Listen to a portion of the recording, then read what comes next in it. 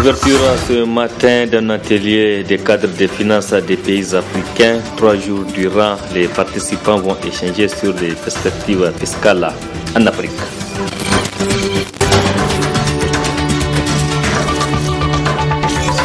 24 heures après la rentrée scolaire au niveau du secondaire, les programmes ont commencé à être exécutés dans plusieurs établissements.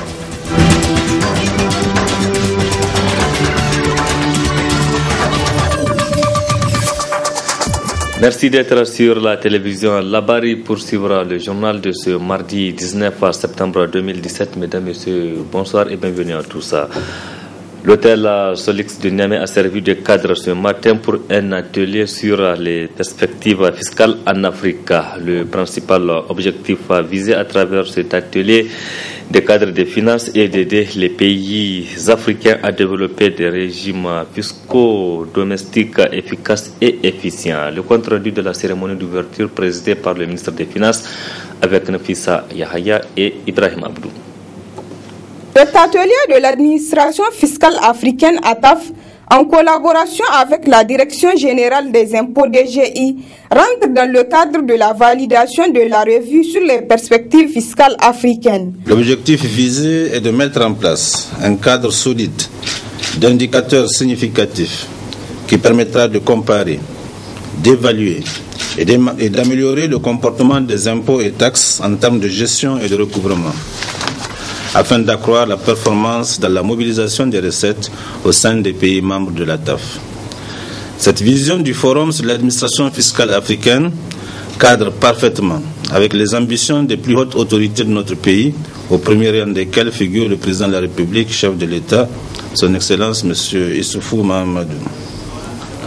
En effet, le gouvernement du Niger a, dans sa politique de modernisation, procéder à la mise en place de systèmes d'information performants dans toutes les administrations, notamment au sein du ministère des Finances, afin de promouvoir la bonne gouvernance en matière de finances publiques.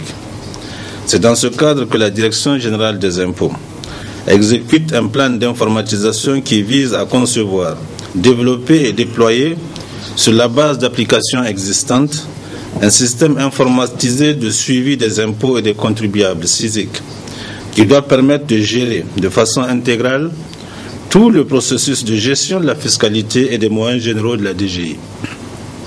À terme, ce projet permettra d'offrir à l'administration des informations statistiques plus organisées et permettant d'apprécier en temps réel le rendement de notre administration.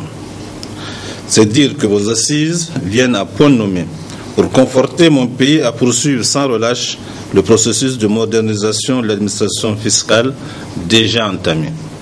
Occasion pour le directeur général des impôts de réaffirmer l'attachement de l'État nigérien et celui de la DGI à ce projet. Les autorités politiques nigériennes attachent un intérêt particulier à la vision, à la mission et aux valeurs prônées par la TAF.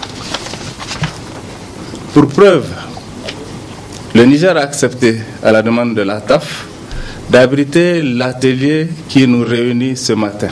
C'est dire que l'atelier qui nous réunit ce matin est l'aboutissement d'un processus minutieusement préparé, compte tenu de l'importance de la question qui sera abordée, en l'occurrence la disponibilité et le traitement des statistiques fiscales. Pour ma part, la Direction générale des impôts ne ménagera aucun effort pour s'approprier les résultats des travaux sur les perspectives fiscales africaines, en vue d'améliorer nos procédures pour une plus grande mobilisation des ressources domestiques dont nos États ont tous besoin. Le secrétaire exécutif de l'ATAF a enfin souhaité plein succès à ces travaux qui dureront 4 jours.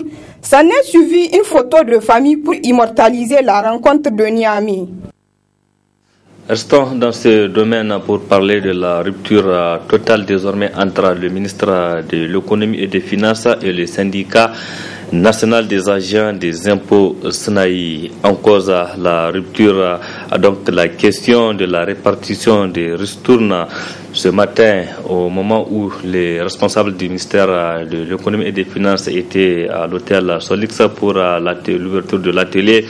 Les agents des impôts, eux, étaient en assemblée générale dans le locaux des services des impôts, une assemblée générale pour annoncer le débrayage dans ce secteur à compter de demain, et c'est sur l'ensemble du territoire national. Faisons le point avec Hajara Kolo et Ibrahim Abdou. Les services des impôts risqueraient d'être paralysés ce mercredi et jeudi prochain. Les agents menacent d'aller en grève de 2 jours pour manifester leur refus au ministre des Finances l'application de l'arrêté numéro 0352 du 12 septembre relatif à la répartition de la ristourne.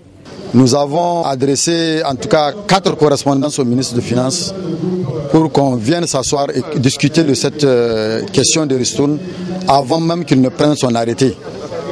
Malheureusement, toutes nos correspondances, nos 4 correspondances sont restées sans suite. Nous avons déposé un préavis de grève et hier nous avons eu une rencontre avec notre administration qui a eu une rencontre avec le ministre des Finances qui affirme qu'effectivement il ne va pas recevoir un syndicat qui l'insulte. Et moi, à ce que je sache, on ne l'a pas insulté, on n'a pas insulté le ministre des Finances, on a utilisé les termes syndicaux appropriés pour que justement ça lui fasse mal. Et on pense que nous avons atteint nos objectifs. Les agents des impôts décident de faire un bloc autour du syndicat pour faire fléchir le ministre Hassoum Massoud. En tout cas, le directeur général nous a rencontrés ensemble avec les directeurs centraux de la direction générale des impôts. On a eu un compromis pour écrire une lettre au ministre des Finances et lui dire clairement qu'est-ce que nous voulons et quel grief nous portons à cet arrêté. Et cette correspondance, nous l'avons adressée ce matin même au ministre des Finances. S'il y a la volonté de régler ce problème, on va le régler. S'il n'y a pas la volonté, nous observons nos 48 heures de grève et c'est fini. Nous allons encore prévoir d'autres actions qui vont faire en sorte que le ministre des Finances comprenne que nous sommes des partenaires et non des ennemis de la nation. C'est pour demain et après-demain, Inch'Allah, sur toute l'étendue du territoire national. Selon l'arrêté ministériel, la valeur de la part des ristournes revenant aux agents de l'administration centrale et ceux de la direction générale du Trésor équivaut aux 55% de la valeur de la part revenant aux agents de la direction des impôts, ce qui n'est pas au goût du syndicat. Après la réaction du Front pour la restauration et la défense de la démocratie FRDDR, le Front des partis non affiliés pour l'alternance démocratique au Niger, FPN-AD, se prononce aussi sur la récente rencontre initiée par le Premier ministre Brigitte Raffini entre la majorité et l'opposition. Cette dernière a d'ailleurs décliné l'offre pour le non-affilié. La situation politique qui prévaut actuellement au Niger est grave et il faut y trouver une solution. Retrouvons Hajara Kolo et Ibrahim Abdou. Cette rencontre d'échange sur les conditions et les modalités de reprise du dialogue politique que le Premier ministre a convoqué dans le but de créer un climat de sérénité et d'apaisement. Cependant, les partis non affiliés pensent que l'objectif est tout autre. Le Niger vit de l'instabilité sociopolitique chronique. Nous vivons dans un déficit de dialogue politique chronique. Pour preuve, depuis le mois d'octobre passé, il n'y a jamais eu de réunion du CNDP. Les partis politiques non affiliés ont écrit à plusieurs fois au président du CNDP afin de convoquer une réunion de cette institution pour pouvoir délibérer par rapport à la poursuite du dialogue politique et surtout pour pouvoir résoudre certains points de blocage aujourd'hui qui minent la classe politique, surtout par rapport d'abord aux échéances électorales, par rapport aux fichier électoral biométrique, mais également par rapport au règlement intérieur même du CNDP. Parce que le CNDP aujourd'hui évolue dans l'informel. Comment pouvez-vous imaginer un cadre tel que le CNDP rattaché à la primature qui n'est même pas doté d'un règlement intérieur? Ça veut dire qu'il fonctionne dans l'anarchie. Et c'est ça aujourd'hui qui les arrange parce que tant qu'aucune disposition réglementaire n'existe aujourd'hui pour rappeler aux uns et aux autres quelle attitude tenir face à tel ou tel point, aujourd'hui, là on se rendra compte que le CNDP ne peut plus évoluer dans les normes requises ou dans les normes souhaitées. D'abord, notre surprise à vouloir organiser des réunions préparatoires du CNDP sans le front des partis politiques non affiliés. Ça signifie que dès le départ, la démarche est biaisée. C'est une démarche, en tout cas, appelée à tomber comme un château de cartes, à échouer. La preuve, le dimanche, vous avez vu, l'opposition a boycotté la dite réunion qui, en notre sens, était destinée à être déguisée comme si c'était une réunion du CNDP. C'est très malheureux parce que les conditions du pays ne permettent pas ces jeux à la limite enfantins parce que c'était prévisible. Et nous pensons et nous espérons que les Nigériens seront témoins de notre vigilance et que nous appelons par conséquent ceux qui aujourd'hui ont la lourde charge de nous diriger, même s'ils ont énormément perdu en crédibilité. Pour le front des partis non affiliés, la situation politique du Niger est grave et elle doit interpeller tout le monde.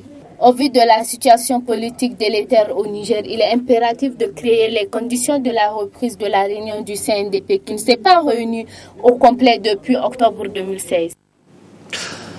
Le site de construction de la nouvelle digue de Saga a été visité ce matin par les responsables du projet de gestion des risques de catastrophe et de développement urbain PGCRDU, accompagnés par ceux de la ville de Niamey. L'objectif de ce déplacement est de constater l'état d'avancement des travaux actuellement. Faisons le point avec Abdourazak Hamidou et Aboubakar Soleil. Financées à coups de milliards, les digues de protection contribuent énormément à protéger les populations se trouvant au bord du fleuve. C'est le cas de la digue de Saga qui est en cours de finition et dont la présente visite des responsables du PGRCDU et d'une délégation du programme Niamey-Niala sert à constater de visu l'état d'avancement des travaux. Cette visite des travaux de construction des digues au niveau de la ville de Niamey fait partie des activités de routine des experts du projet et avec les autorités administratives et coutumières de la ville de Niamey. Et pour rappeler, le PGRC est en train de financer 11,7 km de digues de protection sur les rives du fleuve Niger, dans l'objectif de sécuriser définitivement les populations riveraines du fleuve Niger dans la ville de Niamey relativement aux inondations récurrentes que nous connaissons les années antérieures. Le coût global de ces travaux est estimé autour de 6 milliards de francs CFA. Cette année, il faut remarquer que Niamey a connu des pluies assez abondantes qui ont occasionné des inondations. Et avant cela, les autorités ont quand même mis un programme en place de construction de digues le long du fleuve pour mettre à l'abri les zones inondées de façon récurrente les années antérieures. Et ce que nous tirons déjà, nous ne sommes pas à la fin de la saison des pluies, mais il faut dire que ces digues ont permis de limiter les dégâts. Ces digues ont fonctionné, ça a permis que, en tout cas, les zones qui sont inondables chaque année, les inondations ont été limitées. Et là, nous sommes venus voir l'état d'avancement de ces travaux pour qu'on puisse les terminer dans les meilleurs délais. C'est-à-dire qu'il faudrait que, au plus tard, la saison des pluies prochaines, que les travaux puissent être achevés. Donc, nous avons constaté sur le terrain quand même une bonne évolution de ces travaux. Tout va bon train et les travaux sont terminés à plus de 90%, même si de petites préoccupations venant des riverains viennent s'ajouter aux problèmes déjà existants occasionnés par les dernières précipitations. Il nous a été soumis quelques difficultés de collaboration avec les populations locales. Et là, nous allons au niveau de la ville de Niamey, du gouvernorat, en tout cas au niveau de toutes les autorités impliquées, et trouver un cadre de concertation, un cadre de dialogue avec ces populations d'ailleurs qui sont bénéficiaires de ces ouvrages. Ces populations vivant aux alentours des zones de construction de ces digues qui leur serviront demandent à être d'abord dédommagées pour laisser continuer les travaux. Depuis le 18 septembre, hier donc, les élèves et certains enseignants du secondaire ont repris le chemin de l'école. La rentrée scolaire 2017-2018 a eu lieu sur l'ensemble du territoire national comme prévu ici à Niamey. Dans plusieurs établissements publics et privés, les cours ont déjà commencé ce mardi, nous rapportent nos reporters Asama Oseidou et Chebou Guisson. 24 heures seulement après la rentrée 2017-2018 au niveau secondaire, les cours ont d'ores et déjà débuté ce mardi dans les établissements publics et privés de Niamey à la grande satisfaction des élèves. On a très bien débuté, Dieu merci, ce matin avec le cours de mathématiques en première et deuxième heure. Il y a eu le programme et il y a eu le début du premier chapitre. On a eu le programme, on nous a donné l'emploi du temps pour le moment. Inch'Allah, d'ici demain, on commencera les cours. On peut dire cette année vraiment que la rentrée est vraiment confortable parce qu'on vient juste de commencer les cours. On ne s'attendait pas à ça. Et aujourd'hui, on a commencé avec notre prof de français qui nous a donné l'emploi du temps et qui nous a parlé un peu sur la littérature, quoi.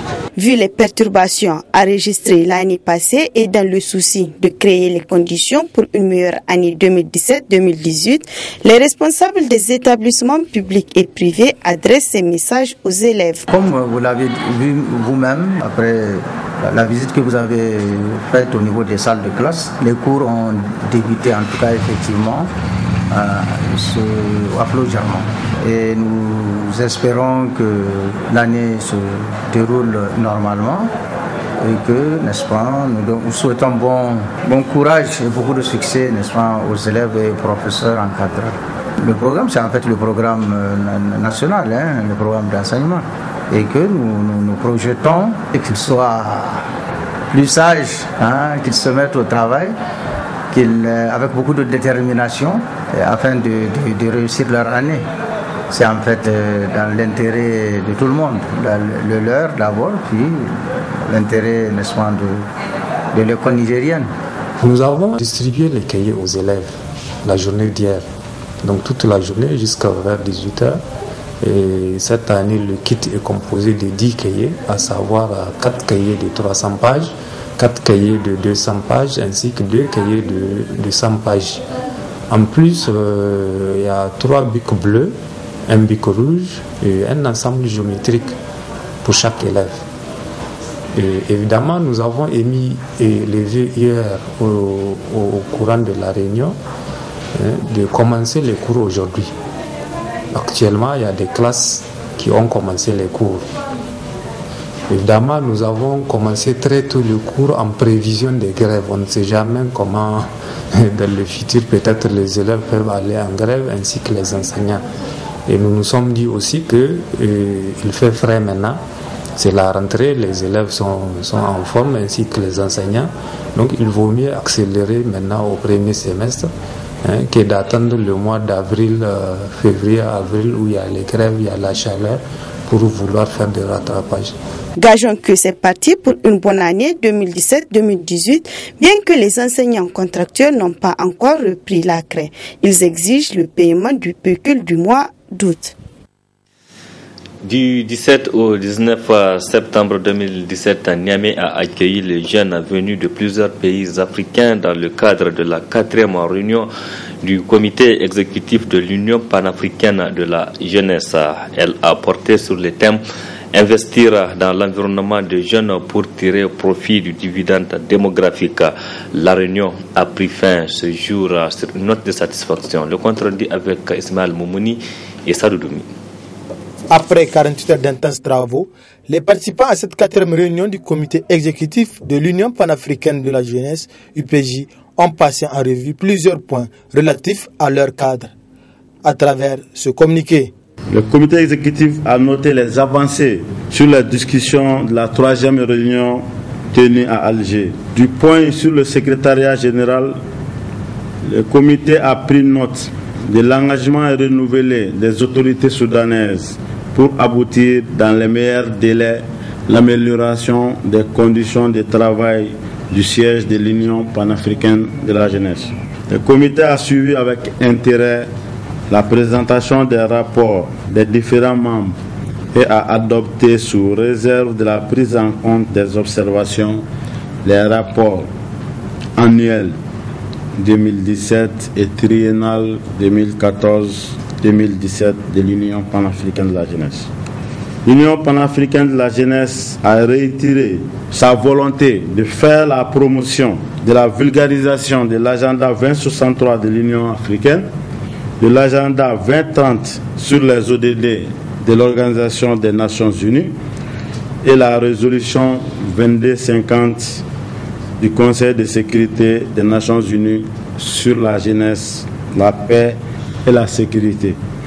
Le comité a résolu l'organisation conjointe du 4e forum des jeunes Afrique-Europe prévu en octobre 2017 en prélude au 5e sommet Afrique-Europe des chefs d'État prévu pour se faire en novembre prochain à Abidjan. Le comité a noté l'organisation de la 2e édition du Forum international de la jeunesse sur la paix, la sécurité et la migration irrégulière au Sahel, prévu pour se faire à Bamako, en République du Mali, en décembre 2017. Le comité a résolu aussi l'organisation du sommet des jeunes Africains sur la paix et la sécurité en novembre 2017 en République démocratique du Congo, en collaboration avec la Commission de l'Union africaine. Le Niger dispose d'une jeunesse engagée et dynamique, estime la présidente de l'UPJ. Nous avons commencé à travailler avec la jeunesse nigérienne, pas aujourd'hui. C'est une jeunesse qui incarne l'espoir de ce pays. C'est une jeunesse dynamique et une jeunesse qui est prête à relever les défis de ce pays. Et une jeunesse qui doit être impliquée dans toutes les instances de prise de décision, et une jeunesse qui doit se comporter bien pour l'avenir de ces pays et protéger la souveraineté, l'intégrité et surtout la souveraineté de ces pays. Donc c'est une jeunesse que nous avons beaucoup appréciée avec le volontariat surtout, les scouts, les membres du Conseil national de la jeunesse. Cette fois-ci, je ne me suis pas promenée avec mon assistante. Donc j'ai eu des assistantes compétentes ici au Niger qui m'ont aidé tout au long de cette réunion du comité exécutif. Je ne peux que dire que le Niger a l'avenir. Ces jeunes ont ému le vœu de la prise en compte de leur choix par les chefs d'État dans leur prise de décision. Ils ont également adressé des mots de remerciement à l'endroit de tous ceux qui œuvrent pour le bien-être de la jeunesse. Point final de cette édition. Merci mesdames et messieurs à vous qui l'avez suivi. Restez en compagnie du programme de la télévision Labari. Au revoir, excellente nuit à toutes et à tous.